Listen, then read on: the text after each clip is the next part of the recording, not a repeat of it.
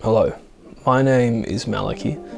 If you have a couple of minutes, I would like to talk to you about something that I think is quite important.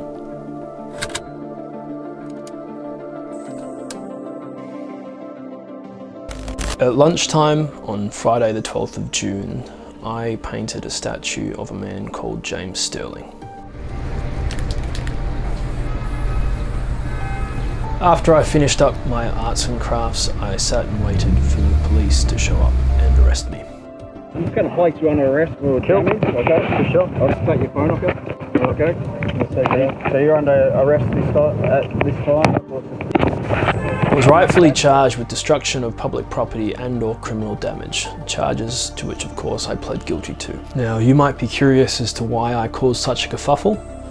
Like I said, if you've got a couple of minutes, I'll give you my reasons as to why.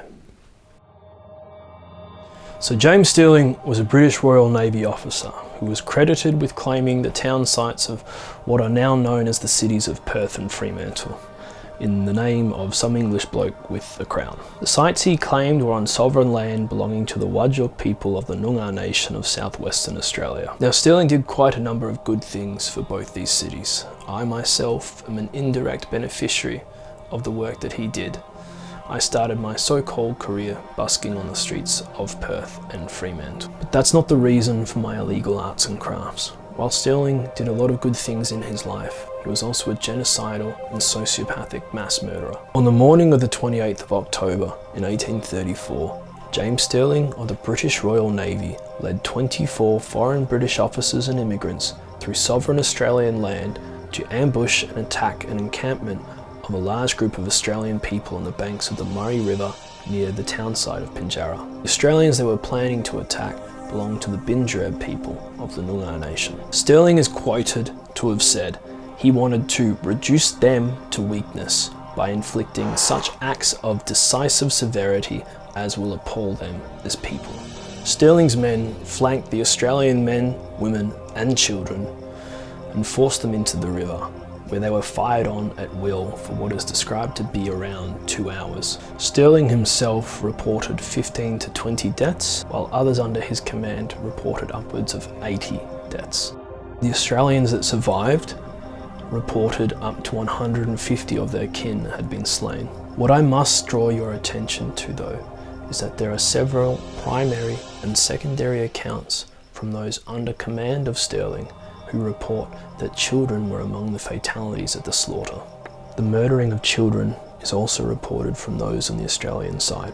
It is my belief that anyone, no matter their rank in society, that is guilty of participating in the murder of children should face justice for their crimes. Now the men that murdered those children have long since died, but their legacies are still widely celebrated on the very land that they murdered those children on. So there are 3 prominent British men whose names you might recognise that participated in these killings. James Stirling, as I said, led and orchestrated what is now known as the Pinjarra Massacre, but he was petitioned to do so by a man called Thomas Peel.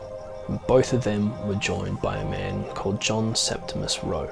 So I'm going to give you a quick list of things that we have named in the Perth and Fremantle kind of greater metropolitan area after these men. If you live around the area or you've visited southwestern Australia before, you might recognise some of these or all of them. There are literally too many namesakes and landmarks that we have named in memory of these men to list here, but I'm going to give you what I think are, I guess, more or less the most prominent. In celebration of John Septimus Roe, we have the major arterial route of the Roe Highway, and we also have John Septimus Roe Primary and Secondary School.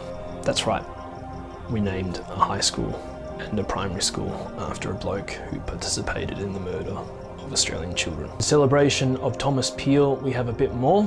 The Peel Zoo, the Peel Health Campus, West Australian football team, the Peel Thunder, the Peel Inlet in Mandurah, and 6,500 square kilometres of land originally belonging to the people he slaughtered that we now call the Peel region.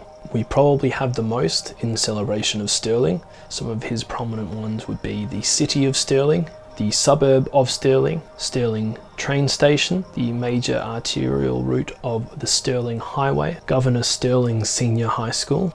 That's right, We have 2 high schools in our state that are named after men who participated in the slaughter of Australian children. The Stirling Ranges National Park, and what I personally think to be the most poignantly ironic, we named the Australian Naval Base at Meander, Garden Island, after Stirling, a British man who murdered Australians, HMAS Stirling.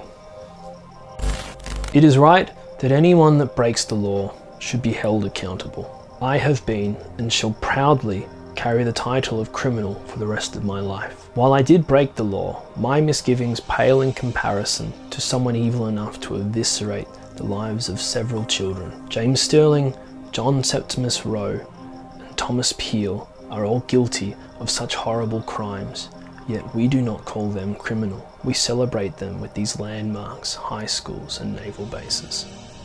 If you are a decent person, you are probably feeling a little uncomfortable about what you have just heard.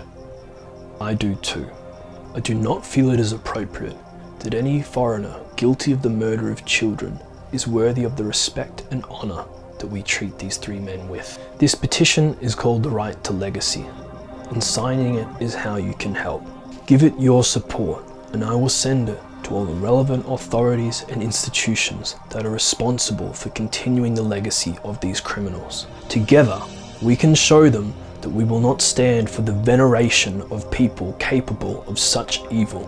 If this is important to you, I ask you with all of my soul to please share this video and the link to the petition as widely as you possibly can. Thank you very much for your time.